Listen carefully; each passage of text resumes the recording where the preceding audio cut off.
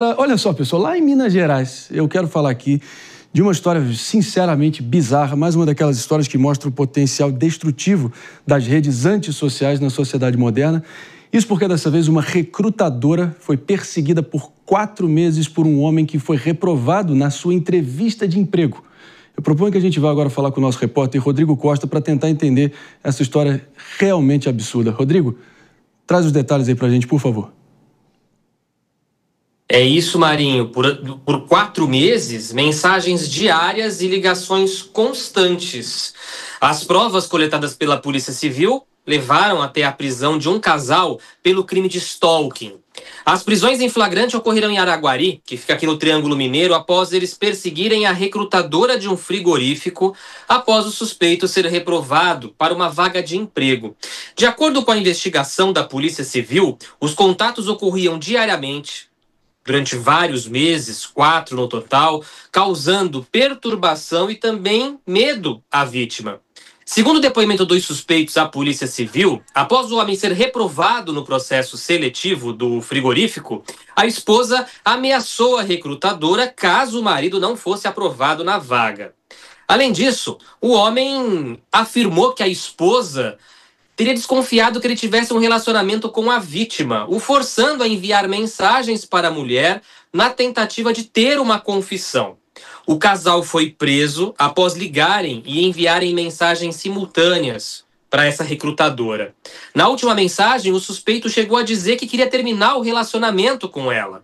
Só que a investigação apontou que não existe o menor indício de que havia um relacionamento entre a recrutadora e o candidato. A investigação, então, prosseguiu. Eles foram presos, né? A mulher pagou fiança no valor de um salário mínimo e responderá pelo crime em liberdade. O homem permanece preso na cidade de Araguari.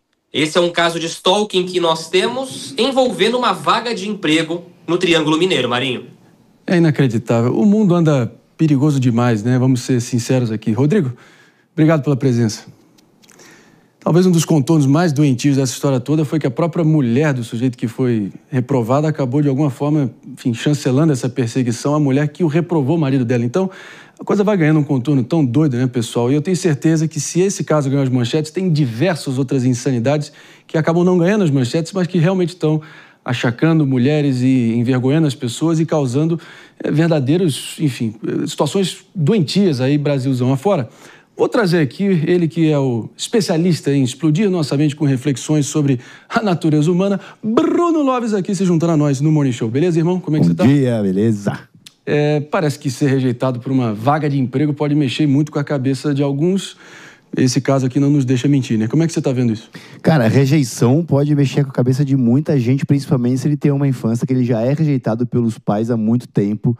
Você cresce com uma crença de merecimento, de capacidade, e aí sim, você sem autorresponsabilidade, você sem nenhum tipo de capacidade de gerenciar suas próprias emoções, você começa a tomar um caminho muito maluco, pegando a vista de quem é mais normal, entre aspas. Mas uma coisa que é legal a gente falar aqui, nesse caso, é o comportamento, né? Então, se a gente pegar o ciclo do comportamento do cérebro, o cérebro não consegue distinguir o que é real do que é imaginado. Então, uma pessoa que começa a ficar com um tipo de comportamento, esse comportamento vai gerar um pensamento, que vai gerar um sentimento, que vai gerar uma memória, que vai gerar uma crença. Quando chega na crença, para o cérebro, autorrealizou, ou seja, é uma realidade.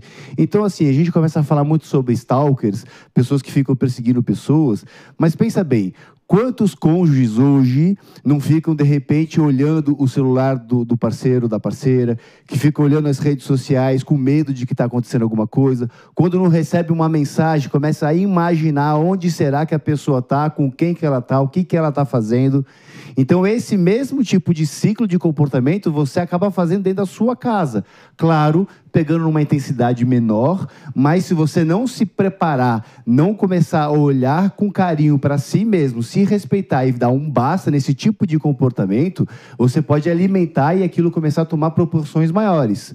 Pensa, se pro negativo o ciclo funciona, pro positivo também. Então, se você tiver um comportamento de sorrir, de forçar uma gargalhada, você vai começar a gerar um pensamento positivo, que aí você vai começar a ter uma sensação boa, um sentimento agradável, o seu cérebro começa a criar memórias boas, uma crença saudável, legal, bonita, e aí você também tem ali o seu cérebro comandando as coisas geradas pelo amor.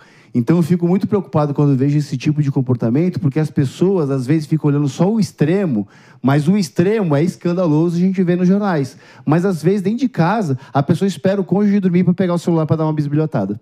Mas muito bem colocado. Aninha. A minha pergunta é no seguinte sentido. Se eu sou a cônjuge, né? O meu marido tá lá pegando no meu celular enquanto eu tô dormindo. Como eu devo me portar nessa situação? Porque assim, você não pode também criar um embate, porque a pessoa não tá nas faculdades normais dela a chegar nesse ponto de querer espionar e tudo mais, né? Ou, por exemplo, como que essa recrutadora deveria ter agido a partir do momento em que ela percebeu que ela estava sendo objeto de uma perseguição? Porque eu acho que exige muito do psicológico da vítima também, de lidar com essa situação da melhor forma, da forma mais segura possível, por assim dizer, né? Então, vamos supor que você está na sua casa, você está dormindo e o seu marido foi mexer no seu telefone. Você não vai saber. A não ser que ele comece a conflitar com você sobre o que ele viu ali nas mensagens ou em qualquer coisa. E aí, assim, se você não tem um diálogo saudável dentro de uma relação, se você não consegue estabelecer regras e limites, inclusive para o seu cônjuge, no seu caso, para o seu marido, não tem condição de ter uma relação... Não é meu caso, não, hein? Sim. Peraí. Você exemplificou, desculpa. Deixa eu trazer uma outra questão. O super Fabiano, galera.